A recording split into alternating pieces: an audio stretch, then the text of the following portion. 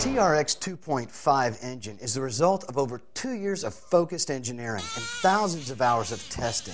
It is vastly superior to typical engines, and it belongs in a category of specialty high-performance engines. The TRX 2.5 takes a total system approach. Each part of the engine, from the air filter to the exhaust tip, has been carefully engineered to work together with other engine components to achieve maximum engine output. We strongly discourage attempting to change or modify any part of the engine in order to gain more power. Old tech tips and tricks that may have worked in other brands of engines could seriously diminish the performance of this engine. The TRX 2.5 is already the most powerful engine in its class and simply will not benefit from low-tech aftermarket bolt-on performance parts. Next, let's talk about engine break-in. The TRX 2.5 uses ringless aluminum brass and chrome piston and sleeve construction. This type of engine design relies on the running fit of the piston inside the sleeve for cylinder sealing. Engine break-in is necessary to allow the piston and the sleeve to develop an extremely precise fit and achieve optimum cylinder sealing. The most important thing you can do to make sure your TRX 2.5 engine generates as much power as possible is to break it in properly. If you don't break in your engine, you could end up with a weak, damaged, or otherwise poorly performing engine. The Traxxas break-in procedure used here has been extensively tested and proven to yield better performing engines than other common break-in methods. Make sure you read and understand the break-in procedure outlined in your operating instructions before you start your engine the first time. You don't need to use special break-in fuels. Traxxas top fuel should be used to ensure correct engine lubrication, highest performance, and ease of tuning.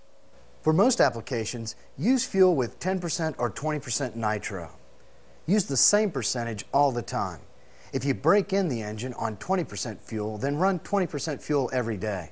Do not switch back and forth between 10% and 20% fuel. To get fuel in your model's fuel tank, you'll need a fuel dispenser like this fuel bottle made by Traxxas. When you're using the fuel, make sure you read and follow all the safety precautions printed on the fuel can and in your operating instructions. Fuel can be dangerous if it's handled incorrectly or misused in any way. To fill the bottle, just squeeze it tightly and put the tip into the fuel can. When you release it, the bottle will expand and fill with fuel. I'm going to squeeze the excess air out and put a little more fuel in the bottle. Once the fuel dispenser is full, don't forget to put the lid back on the fuel can. The alcohol component in the fuel attracts moisture that can contaminate the fuel and cause problems with your engine, robbing it of power and making it extremely difficult to start. Now, let's go ahead and put fuel in our model. Simply lift the flip-top cap. Put the tip of the fuel dispenser into the filler neck and squeeze. Fill the tank right up to the bottom of the filler neck. Make sure the lid snaps back good and tight. The rubber seal on the fuel tank lid can be adjusted by tightening this screw underneath the cap. Try it if you notice any leaks or other indications that the fuel cap is not closing securely. Also, be sure to cap off the remaining fuel in your fuel dispenser. It does not take long for the alcohol to evaporate or the fuel to become contaminated. Here's another tip for you. The small slot in the end of the fuel tank cap is there to hold a single small tie wrap.